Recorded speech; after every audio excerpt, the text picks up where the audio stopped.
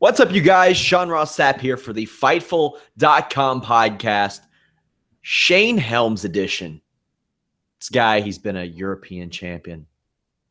He's been a hardcore champion in 2 promotions. A tag team champion with the most important member of the Samoan wrestling dynasty. He's been a Cruiserweight champion a time or 2.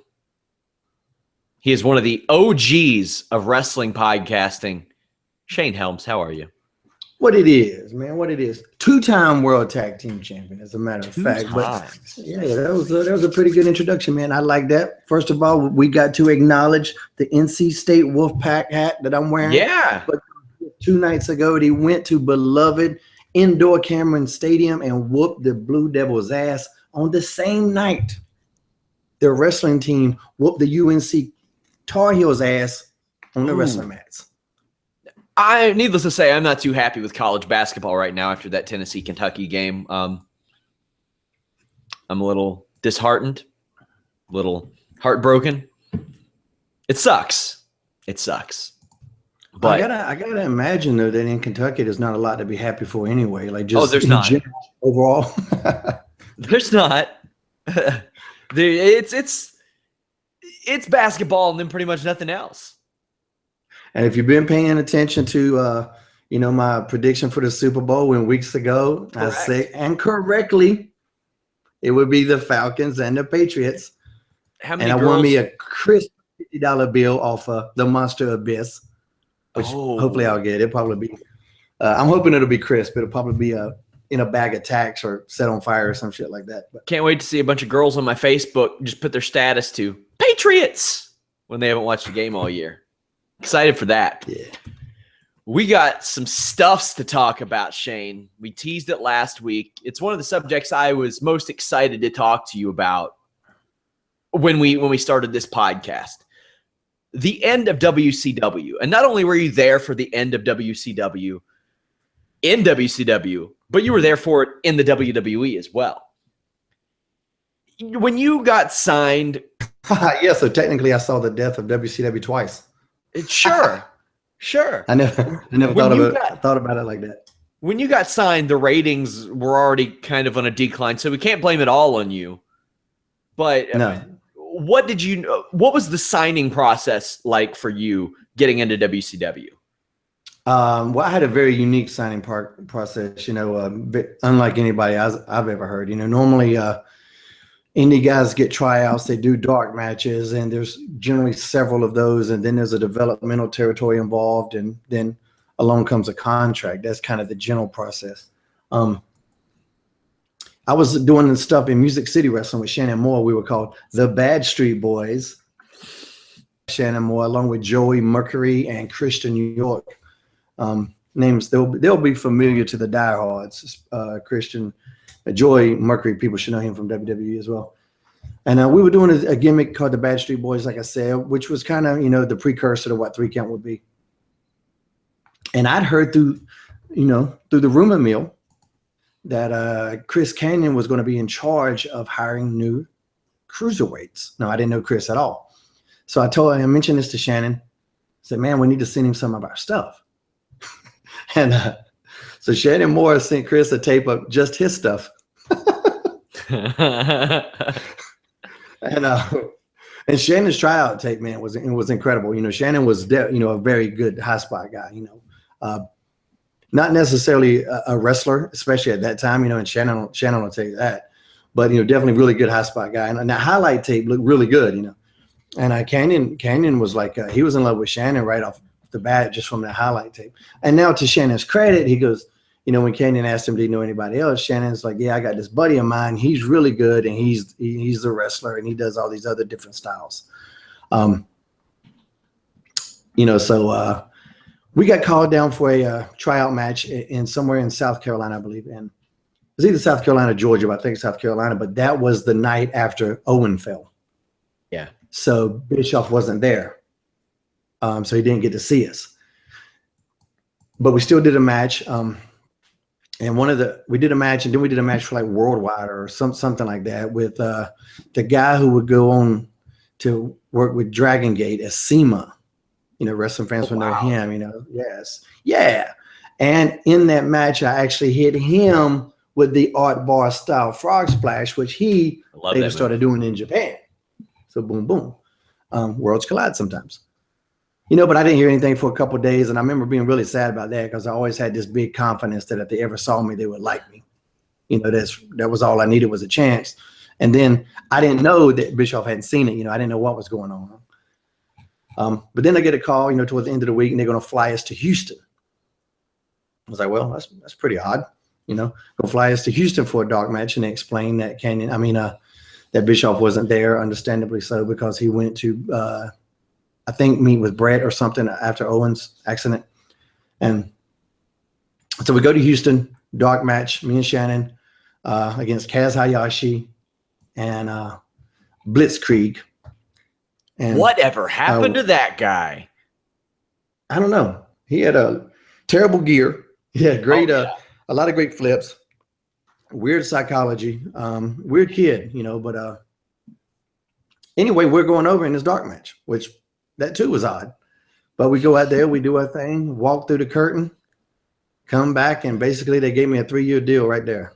So it's very, I don't know anybody else's story that is like that. That's interesting. I remember a few of the first times that I had seen you, you all were facing PG-13. Yeah. I think Chavo teamed with them. Of all people, it was Chavo and PG-13. What was that experience like coming in? Because you're getting a couple wins over these guys, Chavo, who had been around, and PG-13, who had exposure in WCW and WWE.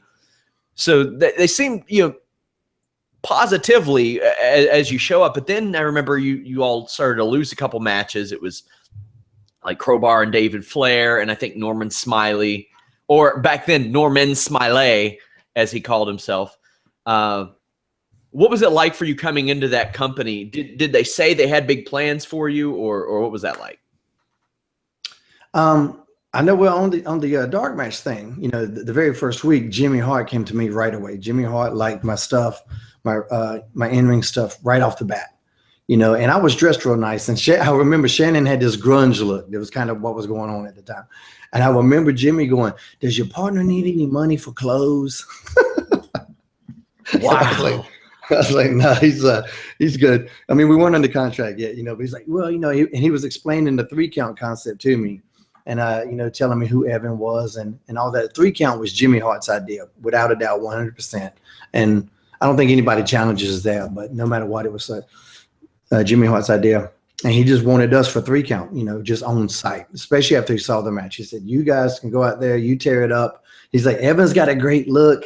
That's all he kept saying about Evan. Evan was still really green, but Evan did have a great look. And Evan he could get heat, and that's good if you're a heel. I don't think he was too young at that time to realize what an asset that was for himself.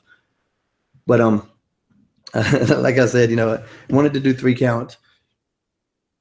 Now, fast forward a little bit, the Ready to Rumble project happens. Mm-hmm. And while that happens, Canyon needs somebody to help him out to do the movie. And we go back to a couple steps. After we were hired, they made us go to the power plant to be evaluated, which is the ass backwards way to do things, of course. Yes. But it's WCW. And I remember down there, Ole Anderson's like, "Are you trying to get a job?" I'm like, "Oh, we already got a job." "Huh? Who hired you?" Wow. Eric Bischoff. "Huh? Well, what are you doing here?" I'm like, "I'm not exactly certain." "Are you sure if I can leave?" I was like, "Do you want me to leave? I don't know what to do." What the fuck do I do here? And we were down there for a couple of days, but I got to work out with Paul Orndorff and work in the ring with him, and I appreciated that experience. But it wasn't a couple of days down there, and I injured my ankle because somebody else blowing a spot, and Orndorff blew a fuse over it, and oh wow, and he kept doing this weird shit. And he's running around and getting mad as shit at the other person because I was under contract and got hurt by this person blowing the spot. And so he tells me I can just go ahead and go home, that he's comfortable with me in the ring and stuff like that, which that was a huge compliment for me at the time. That, Paul Orndorff, was that, had those things to say about me. but Shannon was going to have to stay. And I was like, Oh. well, Shannon lives in North Carolina too, and he rode down here with me, and I'm gonna need him to drive me home. Oh, wow. So I actually saved Shannon from there too. We both got the hell out of there, and it wasn't like a great environment to be in. I don't think the learning environment was, advantageous to us at that time. So we did the little power plant thing, and while we were doing the power plants, where Canyon had this big house with like all these rooms in the basement and there's rooms upstairs, and he would let a bunch of guys stay there. So a bunch of us stayed there, and that's why I kind of became friends with Chris Canyon. We very similar sense of humor. So that's how I ended up being involved in the Ready to Rumble project. And while out doing the Ready to Rumble project, all the cruiserweights got fired except for me, because they hired like 12 of us. On the Ready to Rumble project, right? Yeah, while I was doing that, like all the, because there was this project that Bischoff and Canyon were working on. And that's when they brought in me, Shannon, AJ Styles, Jamie Noble, Jeremy Lopez, different other guys, but there was like 12 total. And so while I'm doing Rumble, they fired everybody, all those guys except for me. And I had to call Jimmy and tell him what was going on, and Jimmy made sure that Shannon didn't get it either. So we were saved. And so while doing that, Jimmy also flew us down to Florida, and we filmed the video. It took us to a studio. Jimmy, I think Jimmy set that all up, or either paid for it out of pocket. I don't know. But he set us up to go into a studio and record the song. And then we did a worldwide match, and I got to actually wrestle Gentleman Chris Adams, and Disorderly Conduct was the 6th man that they put us in there with, and you see them in the video. Very cool to be in there with Chris Adams. He didn't want to be doing the job to 3 count, I can promise you that, but he was a professional and everything went cool. And then after Ready to Rumble, we made our TV debut. I think it was toward the end of '99 it was. So you're brought in. Do you know that it's a sinking ship, or at that point are you just like, I got a job, I'm happy, it can still recover? Oh, no, it definitely wasn't in that sinking ship territory when I was there. Yeah, it was still doing okay. I mean, obviously it wasn't what it was at the peak, but that peak was so damn high, it was going to be hard to be there anyway. But no, everything was good. I was very happy to have a job, and just wanted to prove that I belong out there. So that really wasn't my concern. I was just trying to, do what I was there to do. Our TV debut, to throw you a little rib in here, because I was listening to, I don't know if you haven't listened to the Bruce Pritchard podcast with Conrad Thompson. It's a really great one. Great. And they were talking about Mr. Perfect and what a ribber he was. So my TV debut, Mr. Perfect, Kurt Hennig walks behind me and sneezes all over my neck. Oh, I'm talking about Great Muda Mist sneezed all over my neck. And just walks away, don't say shit, just walks. And I'm sitting there looking at him, and I'm like, motherfucker. And I can't believe it. And now I got all this mix of emotions. I got all kinds of emotions swirling in my body. Because, man, number one, I respect the hell out of Kurt Hennig, man. I loved him. That's Mr. Perfect.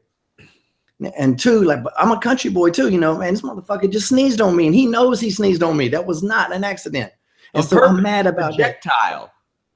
Projectiles, like, all right, now I know how these bullies are. If you don't stop them, if you don't cut their head off the snake, they're going to keep going. So now I'm like, I got to say something. But it's my first night on TV. Do I let this slide? Is this a test? Also, he's a big motherfucker. I might go say something, and he might whip my ass. I got all of this going on in my head. And I'm just, and it's bothering me. And then I catch him, sneeze again. He had his water bottle in his hand. He did it to somebody else. He sprayed him with the water bottle and made the sneezing noise. And so that's all it was. And then I go, aha, I see you. And he just started laughing.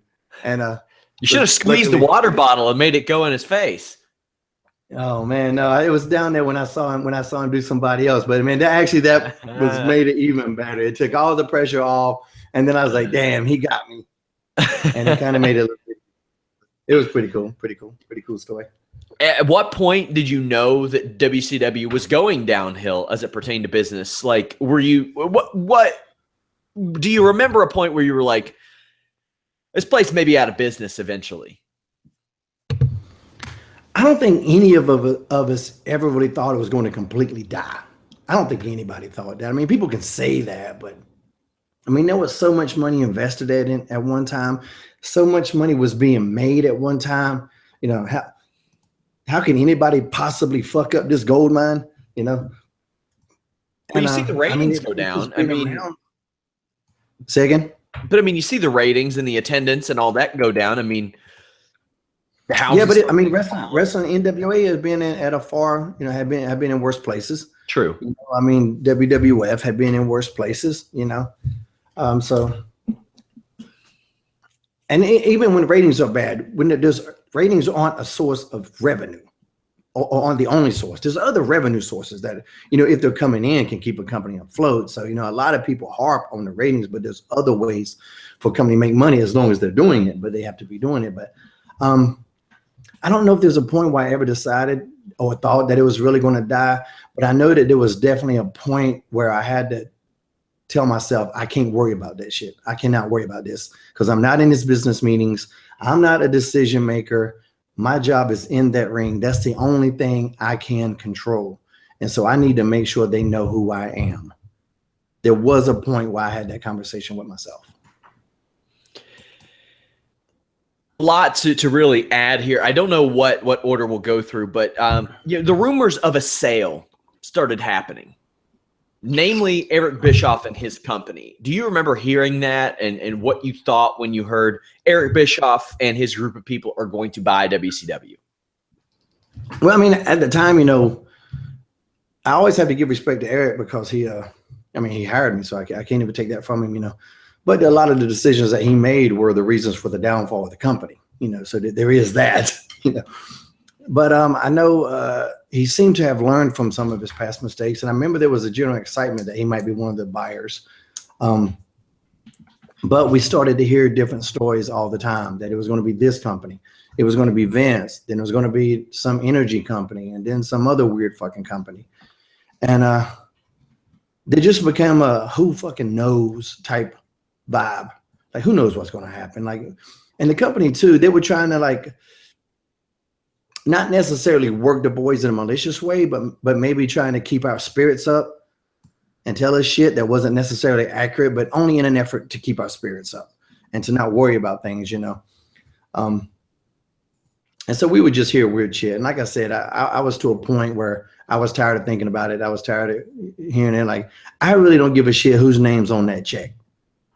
There just needs to be a check and it needs to bounce. It needs to not bounce. Needs to bounce his ass right into my account. And I just wanted to wrestle, man. That was all, you know, I never got into wrestling for fame or fortune. I wanted to wrestle since I was knee high to a June bug, and that's what I wanted to do. So, I mean, that was my focus, but so many stories were coming. It was hard to filter out the bullshit from the fact. Around this time, ECW also goes out of business, and this is during a really tumultuous time for WCW. Now, I think didn't you mention that you had like a tryout match in ECW? Yeah. So you knew there was at least some interest to the degree that they'd give you a tryout match. Now you've got national exposure on WCW. So if WCW goes away, that's one less place to work in ECW. It's gone. True. I mean, no doubt. Anytime a place is gone, you know, that affects the entire business. But I think ECW going out of business was a lot lesser of a shock than WCW going out was. You know, I mean, even in ECW's heyday, we would hear stories about, well, they don't pay people, so it's easy to make money when you don't pay the fucking players. It was like college athletics at the time, you know. Just pay the coaches and don't pay anybody else. But I'm sure there was some people that got paid. Somebody had to make something. But we would hear that, you know, but ECW was on fire. So to watch it go, without a doubt, that was concerning to everybody. I mean, I guess other than that 1% of the top card. So, I mean, do you remember like maybe a reaction, maybe a feeling backstage? Like, was that the talk even back then? Like, ECW's gone. No, that writing was more on the wall. And we were also, you know, I'd also heard a lot of stuff how Vince and all them, and later this was known to be true, that Vince was investing in ECW anyway. And so it really had died before, you know, the actual death, you know, the tombstone had been made, I guess. And then you saw, I mean, once they lost, the stars to WCW and WWF, it was only a matter of time, and when you saw like Raven go to WCW. So that had kind of started even before I got to WCW. It was on the downhill. There are a lot of things in these last like few weeks and months that really did affect you and would have affected you. One of them was Eric Bischoff. He was planning on flying out to talk to Ultimo Dragon about bringing in some Japanese talents. Did you know about this? Obviously, many of them would have been cruiserweights. I mean, I didn't know about it, but I mean, Ultimo Dragon had already been there. There'd already been some Japanese guys there, so it would have just been more guys for me to work, more guys for me to outshine. Shit. Also, right around then, you were just getting your singles pushed in, which we will talk about. Like a week before WCW died, they crowned Cruiserweight Tag Team Champions. Yeah. Did that like affect you in any way? Did you say, well, they're creating new championships. They can't be dying. They can't be selling. We're making new titles still. Like, I don't think I ever thought about it like that. I think no matter what, you're still putting out your product. You're still trying to do new ideas. So I think until the dying day, you have to do that. So I don't think that swayed my judgment or my view of what was going on in the company anyway. I remember seeing the belts looking like shit, and I was like, wow, they skimped on those. We'll talk more about those cruiserweight tag titles. I'm sure we'll do a whole show about cruiserweights and the cruiserweight division and your history there. You were just getting your singles push this time. You won the title, like I said, a week before. You retained it. You had to be like, come on. I get my push, and then this happens. The timing could have been a little bit better, but at the same time, maybe if I got that push a year before and already lost the title, I never would have got that, call up to WWE that I had because I was the champion. So I was the champion when WCW ended. So bad timing for me, but the good thing was that pretty much anybody would tell you that Sugar Shane was one of the shining spots at the end of that WCW in those last couple months. So, that was all I could do. Like I said earlier, I couldn't worry about business meetings. I couldn't worry about ownership. All I could worry about was what I was doing out there. And and like I said, Sugar Shane, I was one of the standouts in the dying months of the company. So that was all I could do. So that's what I did. What are you told about you switching to a singles run here? Like, how does that come about? 3 Count was pretty successful. Yeah, that conversation had happened at Super Brawl. And it was also the day that Dale Earnhardt died. I remember that. Me and Shannon was still a tag team, and I'd actually written out a bunch of stuff for Jimmy Hart to be the new member of 3 Count himself in a managerial capacity. I wrote this story that if somehow, because all the tag teams, we'd gotten beat up by all the tag teams in WCW, whether it was Chronic, whether it was, DDP and Kevin Nash, no matter what the tag team scenario was, they were beating us up, the Natural Born Thrillers. But we were little heaters, so that's okay. It didn't hurt us, it fit the gimmick. If we were all of a sudden these badass, kick-ass machines, it wouldn't quite fit the 3 Count gimmick, so it was fine. But I wrote the story that somehow, through hook or crook, there would be one of these tag team matches where all these tag teams are in it, and all the big tag teams just beat the shit out of each other, and somehow, hook or crook, 3 Count sneaks away with the tag titles. And then, going forward, every week when we'd have a tag title defense, say it was against Chronic. Now all the other tag teams would know. They know that Chronic's going to beat us. So they don't want Chronic to have the title. So they would all go fuck Chronic up before the match. So, a couple weeks in a row, we would have our opponents, come into the ring already beat up. And then Jimmy Hart with the megaphone, somehow 3 Count still keeps creeping out of, running away with the titles. Just something to create interest and keep us together. And they were really on. They seemed to like it, seemed to be on board. I still think it was a good idea. I think it was a great idea. The end result would have been we would have been murdered by somebody, of course. But I knew that, but I knew it was a good story. And so anyway, that day they tell me that they're going to break me and Shannon up. And I go, really? And then that's the first thing they say. And Terry Taylor was in on this conversation. I want to say Ed Ferrara was only a decision, I think. I'm not sure if Vince Russo was. I never really talked with him too terribly much creatively. I thought you all were best friends. No, I never had a problem with Vince. He was actually the guy that green lighted the green circles. And I don't know if I told you this. They were just supposed to be green circles. Yeah, they were supposed to be green screen. They left them in everything, and Vince thought that was funny, and that's why we always had the green circle. So I always give him credit for that. I give credit, but I got to call bullshit when bullshit comes too. That's how I do. So anyway, the conversation was mainly with Terry, though, Taylor.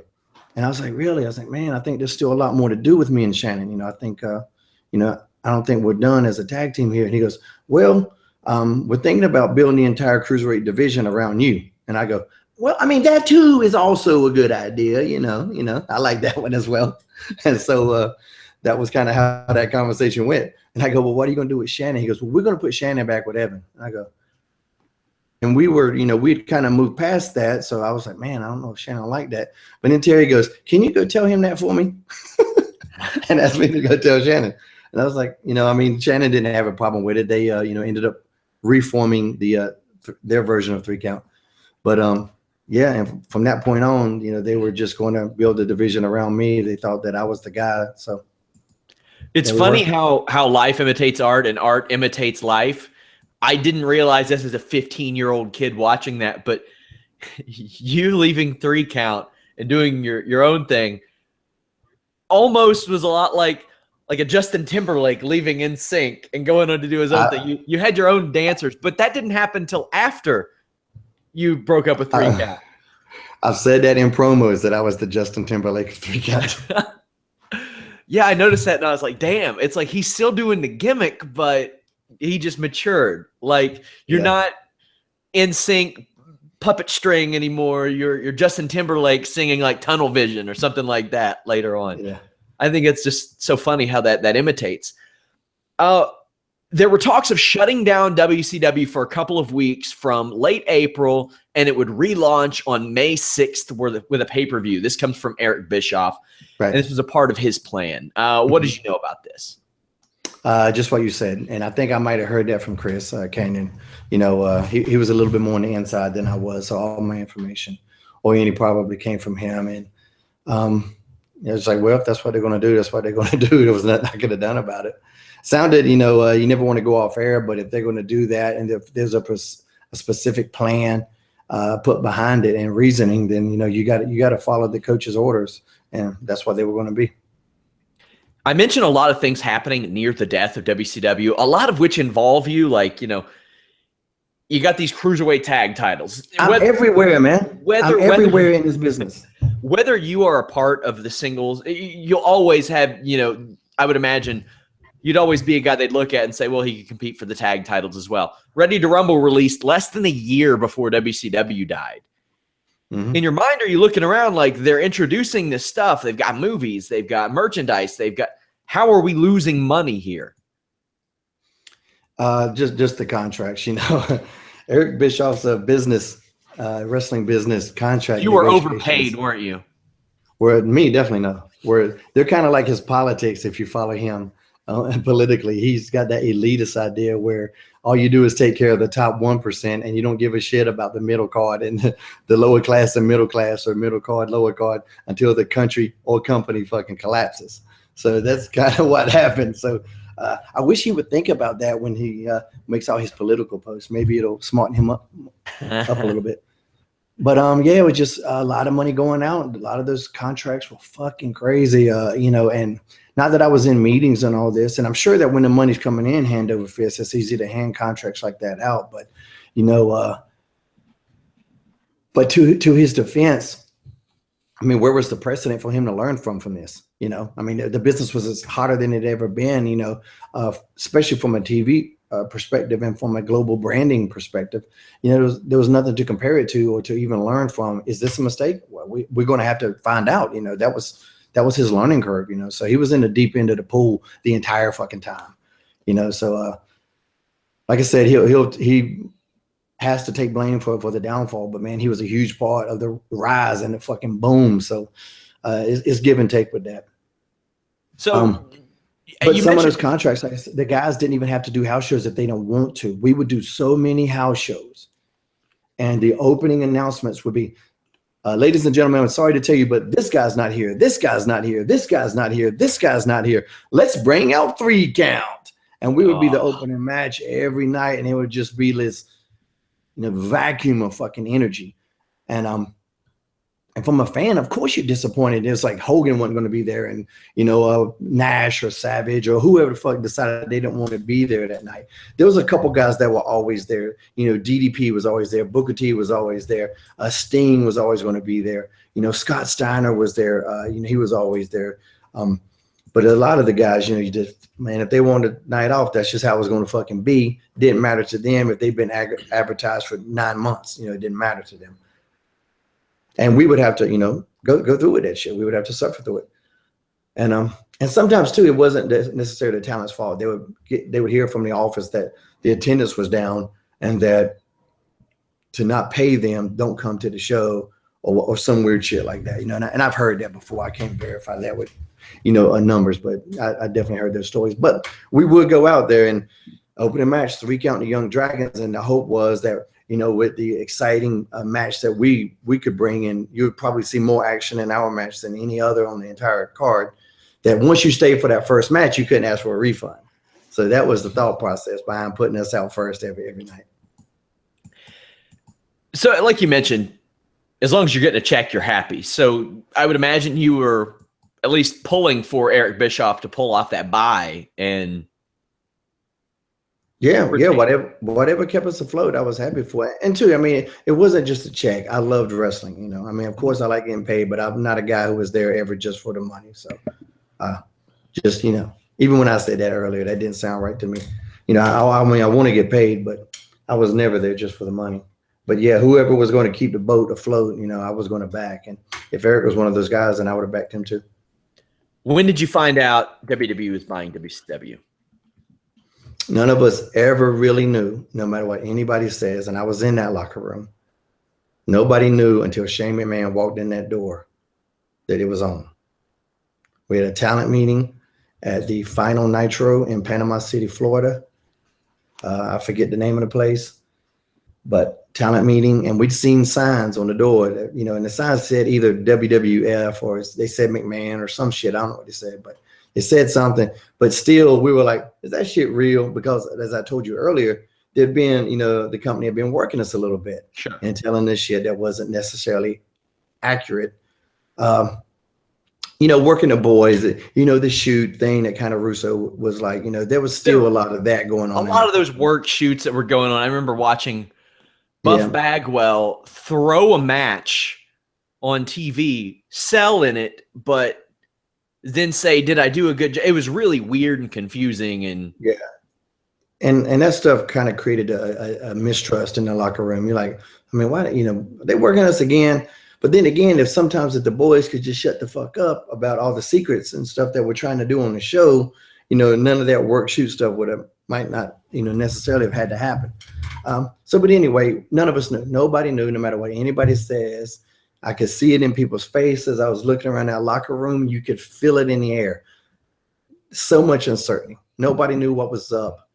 And then that door opened and Shane McMahon walked in. And WCW was done. Right there. Ah, man. So many questions right here. I know Bruce Pritchard was there too. What other WWE people were there? I think Jerry Briscoe. Okay. The ones that I knew. So everybody knew that a fight couldn't break out because Jerry Briscoe is going to kick everybody's ass if that. Jerry's just going to fuck us all up, So everybody's cool. I saw a video of him at the Monster Factory last year, and he actually, of all the people he chose to jump on their back, it was Matt Riddle, and tried to wrestle Matt Riddle. Yeah, no, Jerry's not afraid. First tag team I ever hated in my entire life was the Briscoe brothers. Yeah, Jack and Jerry, not Mark and Jay. Hey, they can make you hate them too. They're a very talented tag team. Oh, extremely. So, oh man, okay. What was the feeling in the room when Shane McMahon walks in? Was it like a collective gasp, or was it just people in shock? Were there people that were thrilled to see him? It was the paradigm shift of the business. And if you don't know what that is, listeners, Google that shit. But that's what it was. WCW as it had existed was done at that point. It was over. The war was over. And now the general from the other team is in your encampment. And he's just looking at everything and deciding what he wants to have for himself. That was exactly what was going on. He was say you had been in a fight with your neighbor won, and now he's in your house and he's looking at your wife. He's sizing her up. He's looking at your furniture, at your TV. He's just deciding what he wants. That's what that meeting was. You were booked to beat Chavo on that show. I know that you said that you were like... No, that was a shoot. That was a total shoot. He was supposed to go over, and I said, nope, vertebraker. Vertebraker, which Seth Rollins, actually, I saw a conversation that I think you and AJ had, and Seth Rollins jumped in. Yeah. Do you remember Seth Rollins doing that vertebraker a couple years ago? Oh, it was just like last year, wasn't it? Was it last year? Maybe last year. Oh, yeah. I mean, it was from a house show, so people just sent me clips of it. Anytime somebody does the vertebraker, it all came back to me. Like, no matter what, that vertebraker was, that's Kumi, the Kumi driver. She's the originator, but I made that shit famous. Let's not skirt the issue.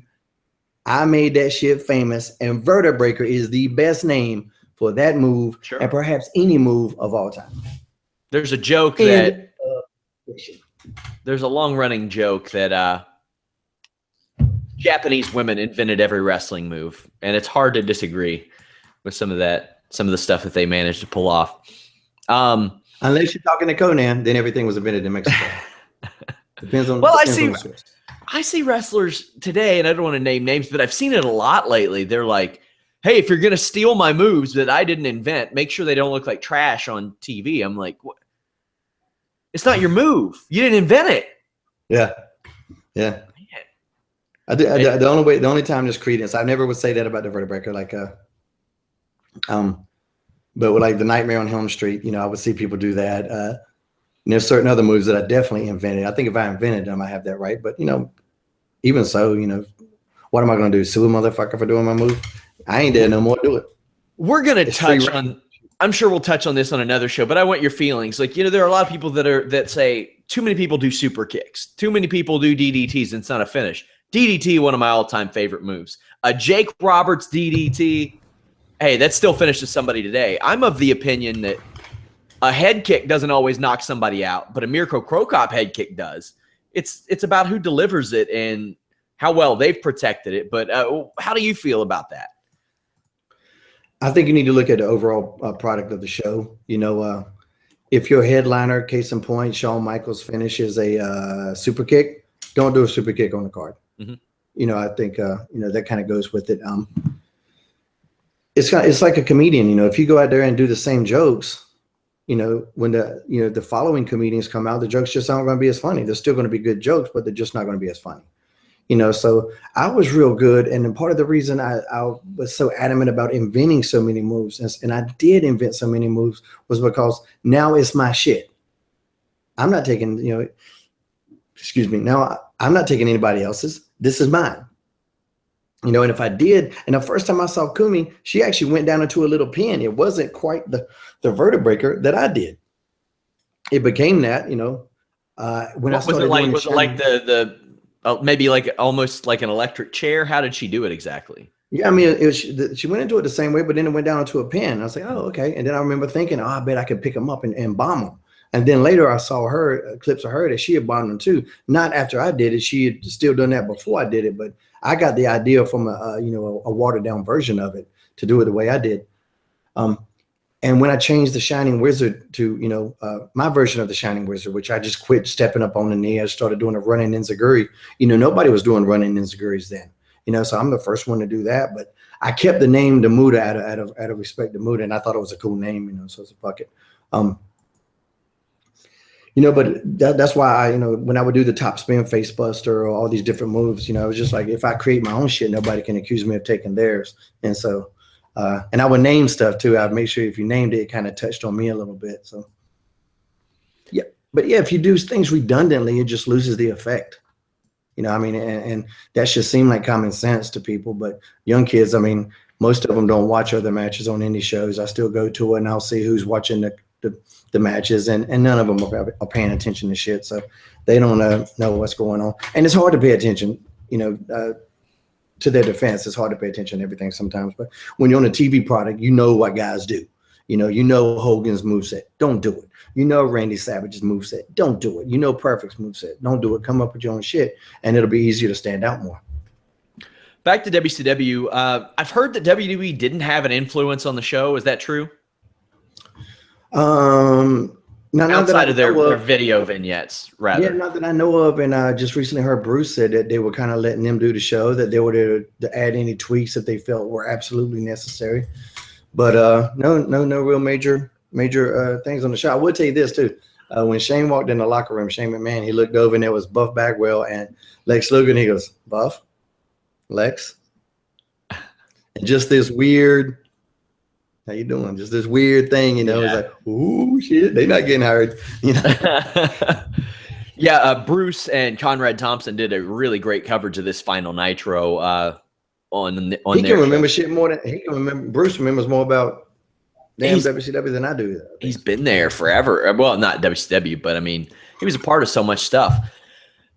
Did they express any interest, like, in anybody there at the show? Was there anybody that you know that maybe said, "Hey, they're interested in me," or was it all just, "We'll get a hold of you"? I mean, they knew me. I remember that. I remember when I met Jerry that he knew Sugar Shane, and so I was like, okay, cool. You know, so that's always good. You don't want them to go, "Who the fuck are you?" You know, you don't want that. But, you know, I didn't get an opportunity to have any kind of conversations with them, you know. So, I mean, it's an extremely busy day. You got to imagine everybody's frazzled. I had no relationship with Bruce or Jerry. I didn't know Shane McMahon at all, other than, hey, we got the same name. What the fuck? You know, but they were cool. Everybody was cool. Everybody was cordial. I was just hoping I got out of there with that Cruiserweight title. And if I left as the champ, my thought was that they would have to bring me up at least, you know, to do whatever they're going to do with the titles. I have a much better chance of being called up if I have this title. And so luckily they decided to go with it. And I'd heard, you know, in the following months that they had been keeping up with the show, and that's how they knew who I was. And there was a reason that they wanted me to go over in that final match. And I mean, you were a 26-year-old kid back then. You were 6 feet tall, which that plays into your favor, even though it's considered small on the WWE scale back then. It's small on the WWE scale now. You got a UK champion who's like 5'6". So yeah. I mean, that's another paradigm shift that we've seen. You had to feel good about that. You got the title. You've got all this stuff. What are you told about the future of WCW at that point? Nothing. We're just told that, you know, don't worry, this isn't the end. You know, Shane McMahon, this isn't the end of WCW. There are plans going forward. There's things in motion. You know, if you watch the dual cast, simulcast, whatever they called it, you know, Vince wouldn't have committed to anything unless there were plans. So seeing that, you know, we had hopes. Okay, well, there's got to be something going forward. But, you know, there was still that uncertainty was in the air. Nobody knew. You just didn't know. You just hoped that somebody somewhere saw something in you. And, I mean, I think I was a little higher on the pecking order than some, obviously. And I ended up being the very first person that got the call up. You know, Johnny called me. Johnny Ace. "Hey, Shane, it's Johnny Ace." Yeah, I know. He would say that every time. "Hey, it's Johnny Ace." Like, yeah, I know. I recognize your fucking voice. You don't have to. You don't have to announce yourself. It's fucking Candy. Hello. You had me at hello, Johnny. I know who the fuck you are. But yeah, say, yeah, just making out the call. Just want to let you know they picked up your deal. You're actually the very first one we called. I go, yeah. And I never heard why. It might have just been fucking random and I happened to be the first one, but that's just how it went down, that I was the very first one they called, and picked up my deal. And going forward, you know, I'm part of the WWF roster. Congratulations. Go fuck yourself. That's how it went. That was like my next question was this. I want to call it a negotiation process, and that's another show I want to do is transactions within wrestling, whether it's moving to ECW, SmackDown, Raw, WCW, all that stuff. But A lot of people were offered buyouts. Were you, or did they? How did that work out? Did they just say, well, we're picking up your contract, you're affordable, you're good, we like you? Or was there an option that you may have been on the shelf for a while? No, that's exactly what you said was how. Yeah, this contract ain't that big. We'll take it. This guy's good. He's got a future. We can get him cheap. Let's snag his ass right away. You hadn't reached that arbitration process yet in your. And I didn't even have a lawyer. I didn't read my contract when I signed it with WCW. Whew. Like I mean, as an independent guy coming in, I had no power. They offered me a deal. I looked at the numbers. I saw, $1,000 a week, get more to do house shows. Fuck it, I'm in. Let's do it. I'll make more. Were you at WrestleMania that year? Did they bring you there? No. They sure didn't. Which that worried me that worried me. It bothered me. They brought some of the people there. Yeah, and they bought a weird selection of people, which is, I don't know idea how that came about. But to keep in mind, Vince is a big guy. Mm-hmm. He's still a big guy, big man mentality. So I kind of just guessed that was part of it. And looking back, I think that's all it was.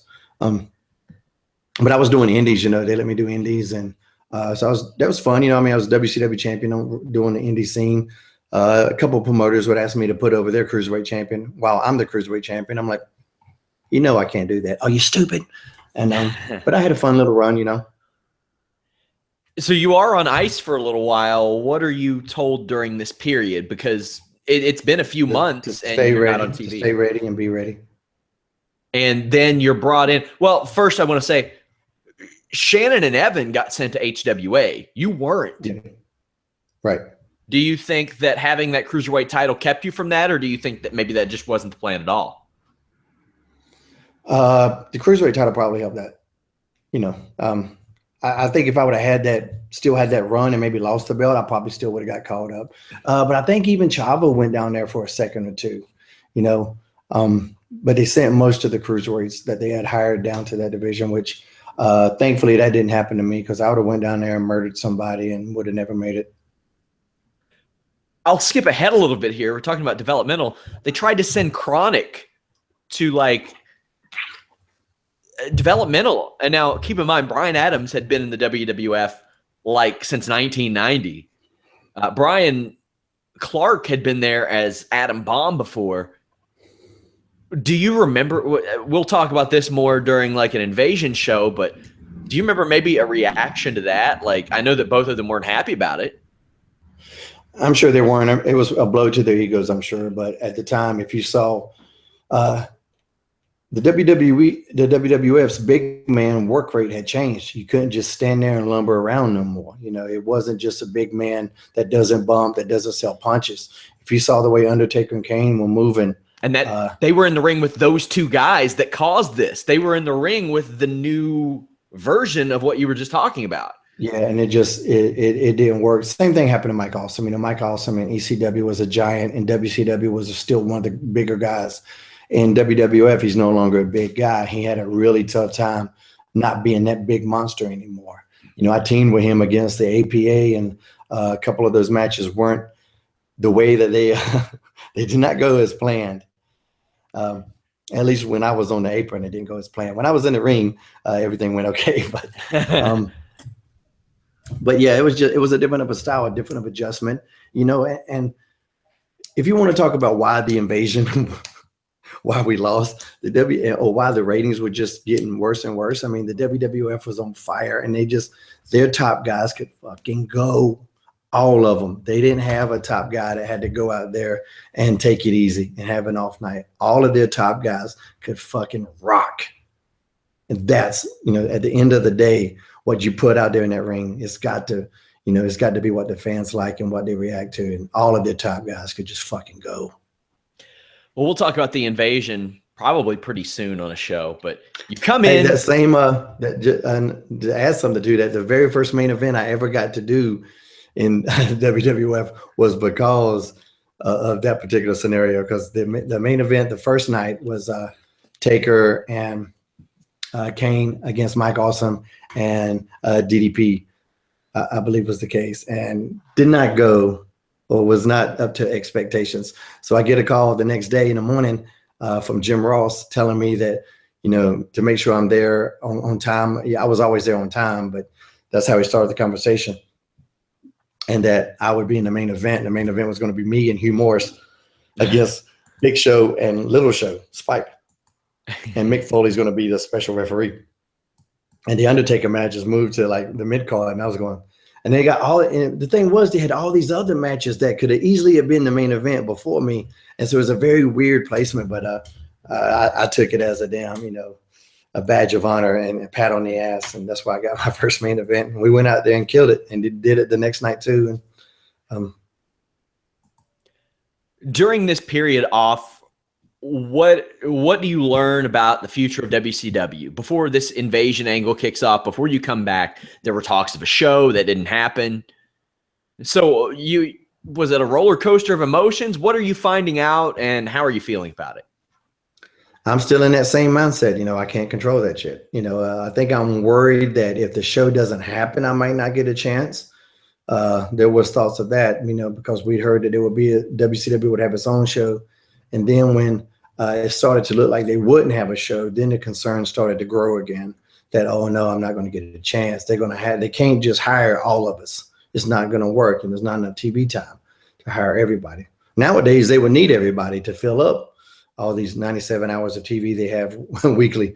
But back then, it's just like, oh, there's not going to be enough TV time. So, there was a little bit of concern, but, there was nothing I could do about it. So I just tried to, like I said, they told me to stay busy and stay ready. So that's what I did. You come back, you immediately lose your Cruiserweight title. First night. Damn. Then the next night that you wrestle, you're on a loop. You're on a house show loop. Actually, before that, you beat Chavo for the title on a house show. You retained it, rather. Then you lost to Kidman. You lost in a couple triple threat matches on a house show loop. You lose to Taka Michinoku on Jacked. Are you concerned at all? Your deal's been picked up. No, not about the wins and losses. And we had more. I know I was on more than one house show as Sugar Shane as the champ. We did a couple of those, a couple of weekends of those. Well, the one I could find, rather. Yeah, but we did a couple of them. The last one was, the one where Johnny came and asked me about the Buff Bagwell situation. So we'd already done a couple. And but yeah, I wasn't concerned about the wins and losses. You're concerned about when you come back, are they happy with what they asked you to do? At that point, it's not a win-loss scenario with me. Well, and if you're a heel, losing doesn't bother me. I never really worry about it too much. When you're a babyface and you're losing all the time, that's when you need to get concerned. Your first singles televised win comes a month or the next month, and it's for a title. So that's, again, something for a different show. But they take a lot from you, Shane. They take your name. Everything. They take your former tag team partners and stick them in HWA. They take your move. They take your title. They take really your company that you're a part of. They ain't bringing Tank Abbott anytime soon, needless to say. They took your dancers. They're gone too. See ya. Damn it. Get the fuck out of here, dancers. Mm-hmm. So one by one, it's like, oh, shot to the arm, shot to the That was all in the same conversation too. All of it, really. You got to imagine that whenever you see somebody win an Oscar and they say, I'm humbled, that's a lie. That's not what fucking humbling means. I got fucking humbled. I got humbled Iron Sheik style by Stephanie McMahon. I was like, God damn. But she was real cool. Stephanie always talked to me. She talked to me about my character early in those days. So she was very confident. She said, we like you. You're here for a reason. Don't worry. I know this sounds, they knew what it. So, they were very cordial. I think the top brass in WWE gets a lot of shit for being like these evil people, but they're really not. They knew how I would feel or how anybody would feel in that scenario. So she talked me off a ledge. Not that I was on a ledge, but I could have easily been on one. But she talked me down. Was it one consistent conversation, or was she like, "Hey, we're changing your name. Hey, we're taking your title. Hey, by the way, before you go, no dancers. Wait 1 second before you get out that door. You can't do that really cool move that you got over." Yeah. No, they didn't tell me about the Vertebreaker yet. The Vertebreaker didn't come till later. That was but I just knew I wasn't going to have that song. And I think it was mentioned to me that what about the music in my song? And Vince is not sure about that move. It was mentioned to me, but I didn't get the actual, the veto yet or anything like that. So, but I wasn't going over that night, so it wasn't an issue. I wasn't going to do it and let him kick out. I think I did. I think if you watch the match, I think I tried to go for it or something. I'm sure I did. But no, the vertebreaker wasn't going yet. The vertebreaker, I actually did it well until I was in the Hurricane, like even in a bright green outfit before I actually, but just there was so many big guys that it never came up. There's a lot of people don't realize that. And two, when I was, it just honestly, it didn't fit that character that you got this, happy ass superhero. He's out there. This guy, he's a wrestler, but he thinks he's a superhero. Not that I am a superhero. The character was that I thought I was. I thought I was a superhero, but I was this, wrestler that thought I was a superhero. And so me going out there and doing this finishing move that cripples people wasn't quite a connection, and people either get that or they don't. And I understand some people don't get that, but it actually lessened the character for me to do that move. So you've got a lot of stuff taken from you. Do you find out when you're back in wrestling that WCW is just going to be a part of WWE, or do you find that out before you come back? Because like I said, they were talking about a show and all that stuff, but that clearly changed. Do you learn that there is no WCW show before you come back or after? I think there was still rumblings that they might try to do something, that they were still trying to negotiate some deal, even when the invasion started and it was all going on. I think there was still rumblings about that. I couldn't tell you the exact time frame. And like I said, I wasn't in on any of those meetings of when they gave up on an entire second show. But I think it was probably because once they realized that they're not getting the starter, they're not getting Sting, they're not getting Goldberg, they're not getting Hogan, they're not getting Nash, they're not getting these guys. Once they realized that, I think they pretty much knew that a standalone WCW show might not be the best idea. But I couldn't tell you exactly. And they were, I understand that 1,000%. Say what happened in 2001 happened today. And I'm not implying that for TNA. I'm saying, like, if WCW existed until today, WWE bought it out. With the changes in cable, with the changes in the network, do you think they keep WCW as a promotion and run it on the network? Oh, yeah, no doubt. No doubt.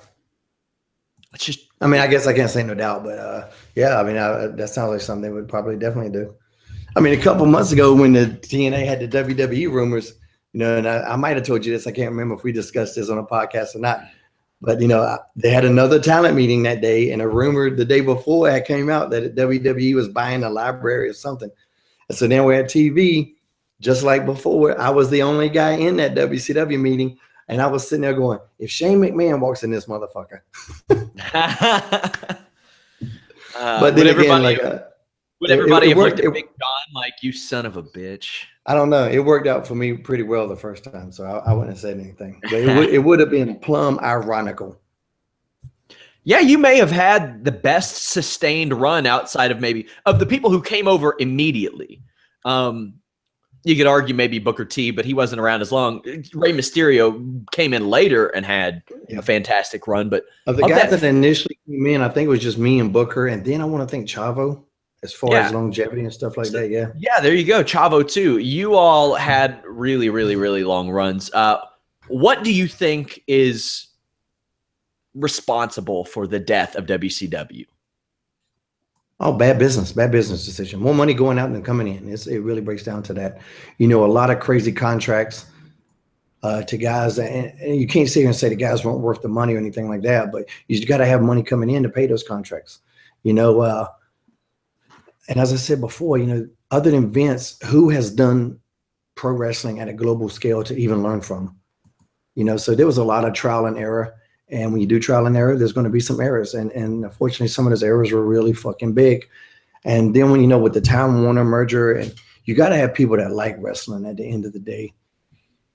If they want you on the network, you need to have a network partnership. Like USA loves Vince. So there's that good relationship there. And once the Time Warner merger happened, all of a sudden we're on a network that isn't a wrestling friendly network anymore for whatever reason. Even though wrestling helped build TBS, TBS historically was built because wrestling was on there. It's one of the things that helped make it branch out. Anybody that can research cable television, cable television owes a lot to pro wrestling. But at that point, they weren't going to return the favor, and they didn't. They didn't like it. It was they looked down on it, and it is what it is. But like I said, there was a lot of bad decisions, a lot of money going to people who were never there. You heard stories about Lanny Poffo having this crazy contract and only having one match. And more power to him, of course. I don't want anybody not to have money, but if you're a company, you can't do that. You can't just pay people that aren't there and give absurd contracts to, just these people if their value doesn't, necessarily reflect that investment. You got to have the return on the investment, man. I got a return on this investment. Look at that beauty. Look at that beauty. I wrote an article. I actually talked to Jeremy Borash about how many of those were left. And right after that, they were knocked down to $30 on TNA Shop. And I bought one. And they are $150 now.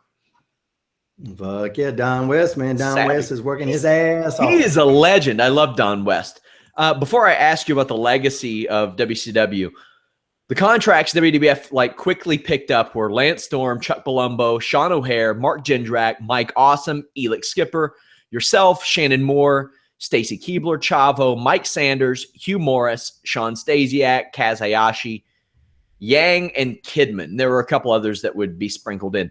Did any of those names surprise you? Wow, they want him or they want her. I mean, I don't think I thought about it like that at the time. I've always been really good about not worrying about other people, especially in comparison to myself. So I don't think anything surprised me.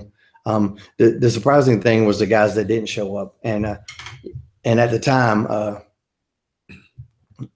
didn't really understand their contract deals, not fully, and didn't really know the numbers that were actually being paid to them just to sit at home and not do shit. So I wasn't surprised who was there. I was surprised by who wasn't there. But once I found out, it was understandable.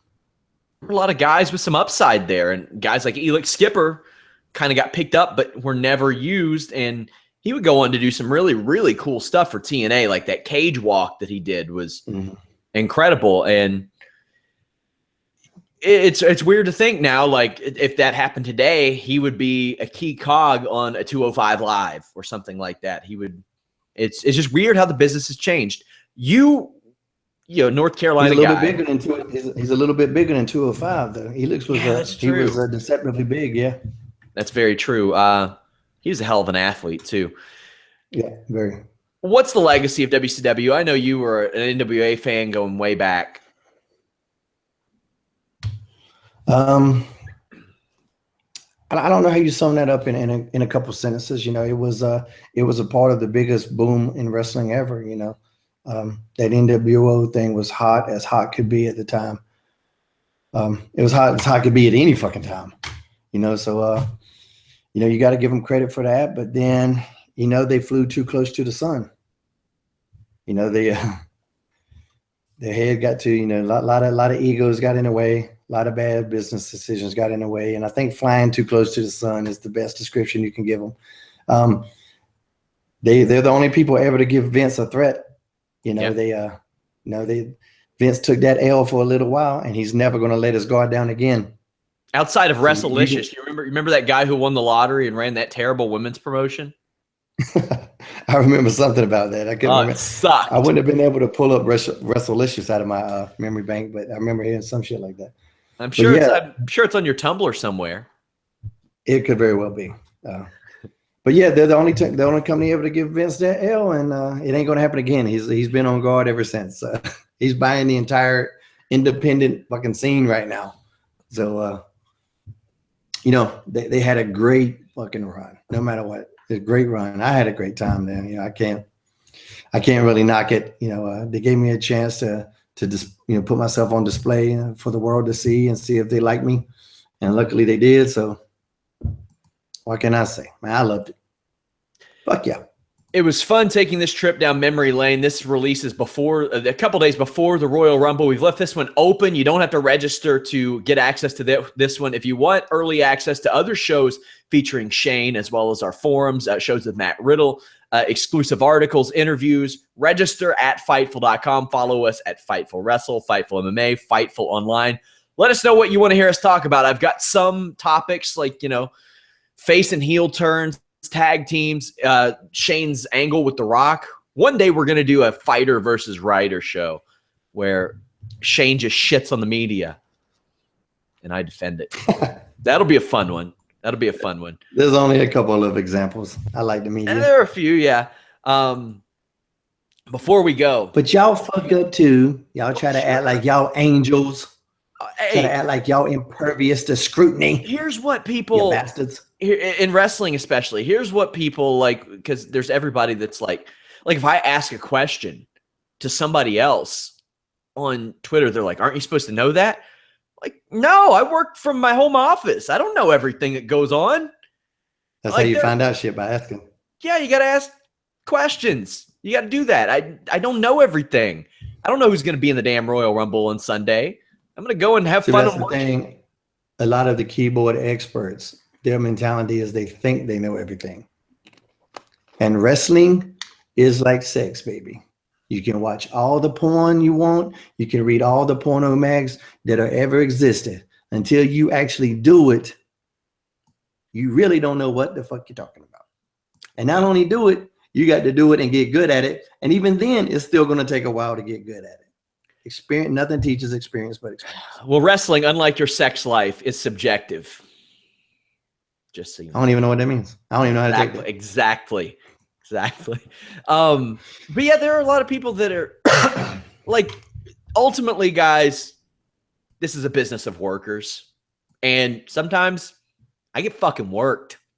That's just, people have agendas. There are times when I've gotten good news. Hey, I found out about the Ronda Rousey WrestleMania thing like that weekend, but I wasn't sure if I was getting worked or not. And I was like, I don't really want to risk this. Because if I put Ronda Rousey WrestleMania and that shit doesn't happen, cooked, done. Probably should have done that. There are other stuff that people gave me that I shouldn't have reported, and I did because it wasn't all there. You live and you learn. You become a better journalist that way. I wouldn't want to do your job, buddy. I'll take my hat off. It's a tough job. I wouldn't want to do it. And you get placed in a lot of no-win scenarios. Hey, you know what? I wouldn't want to do. You got to get those clicks. That's right. That's all you motherfuckers want. You just want clicks. I wouldn't want to do your job either because I'm on the right side of this guitar. Fuck. It ain't getting smashed over my head anytime soon. Shane, anything to tell the people before we go? Tell them where they can follow you on Twitter. You can follow me on Twitter at ShaneHelms.com. Pretty easy. I've got to be the easiest guy on all of social media to find because it's all the same at ShaneHelms.com because the website is ShaneHelms.com. TNA comes on every Thursday night, 8 p.m. on Pop TV. If you're in North Carolina, the brand new Omega Tag Team champions will be crowned this Sunday. Check my Twitter for information on that. And these belts look fucking amazing. Just like our heavyweight title is the have I showed you the tag belts? No, the Omega belts that I've seen and your Hurricane Championship, top-notch stuff, man. Oh yeah, our heavyweight title is fucking awesome. And I wanted titles that people would want to win. That's why I did that. I didn't want to just put a fucking logo on it and just so you know whose it is. I wanted you to see that belt and want to win it. And you can see the boys look at our heavyweight title. They look at it and you can see it in their damn eyes that they want to be that champion. That's what I went for with the creation of the Omega heavyweight title. The tag team titles look very damn cool. They'll be our champions will be crowned this Sunday.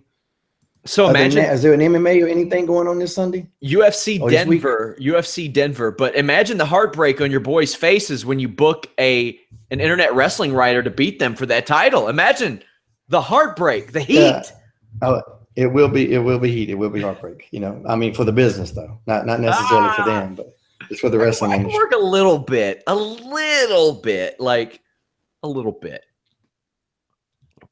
That's a show I want to do in the future too, is the process of you running a show. That's one I really want to get into, because I think there's a lot to that I don't know, that other people don't know. Really looking forward to that. Before we go, Tito Sonnen, what did you think? Here's what that show would be. It would be 1 hour of me holding a fucking hammer, hitting myself in the head while you ask me questions. That's exactly what it's like to promote an indie show. That's how our shows are anyway, a lot of times. Pretty much. What about Tito? Well, Bellator, we didn't talk about that. Tito Sonnen, what did you think of that? Did I tell you I changed my bet? No. Oh, I saw the weigh-ins, because I was like, I like Chael. I knew Chael had a better wrestling, at beating him at amateur wrestling, and stuff like that. And so I saw the weigh-ins, and I always tell people when you bet, boxing, MMA too, watch the weigh-ins. Not all the time, but a lot of the times the weigh-ins tell a story. I saw those weigh-ins. I was like, no fucking way. Chael's winning this fight. Pale and out of shape. Out of shape. And I text Conan, Disco, all those guys, my cousin who's a bookie, Michael Leroy, you fucking card shark.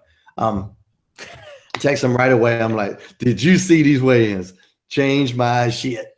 And actually that started with a Winky Wright fight back in the day. If you remember Winky Wright, badass boxer, man. Forget which weight class, but middleweight, super middleweight, something like that. And I saw a weigh-in, and he got up there and he just did his shit. And he just looked at this dude like, I'm gonna fuck you up. And it was just, you could see the confidence. And like, I was like, oh shit, money's on Winky right there. And I've really paid attention to weigh-ins since then. But yeah, that weigh-in changed me. And I think Chael just said, fuck it, right in the middle of that fight. I think he took a paycheck fight. He went out there for the payday, took the fight, was going to try to win if he could, realized pretty quickly that shit wasn't going to happen. And he checked out probably 30 seconds before that tap out happened. I agree. I don't think he knew what he was getting into. As he said, he needed those minutes. We will talk about the UFC Denver show after it happens next week. I'm heading to Texas for the Royal Rumble, NXT, and Evolve. As Shane said, catch TNA on Pop every Thursday. Also, head over to Fightful.com. Join in on our forums, our discussion boards. We got a wild discussion going on there during every TNA Impact. Hey, when they run one night only shows, we're there too.